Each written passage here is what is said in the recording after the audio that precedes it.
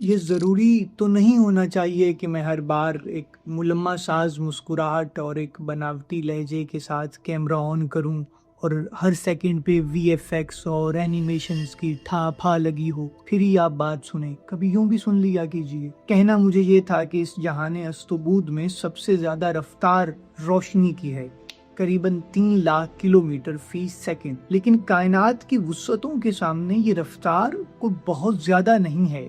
اگر آپ اس رفتار کے ساتھ اپنی ہی گیلیکسی کے ایک کنارے سے دوسرے کنارے تک جانا چاہیں تو آپ کو قریباً 1 لاکھ سال لگ جائیں گے، اور اگر آپ اسی رفتار کے ساتھ ہماری پڑوسی گیلیکسی اینڈرومیڈا کا وزٹ کرنا چاہیں تو آپ کو قریباً 24 لاکھ سال درکار ہوں گے۔ یقیناً اتنی تو کسی انسان کی عمر بھی نہیں، اور اس پر یہ بندش کہ چاہے ٹیکنالوجی سائنس کتنی ہی جدید کیوں نہ ہو جائے، ہم کبھی بھی 3 لاکھ کلومیٹر فی سیکنڈ کی رفتار سے سفر ہی نہیں کر سکتے۔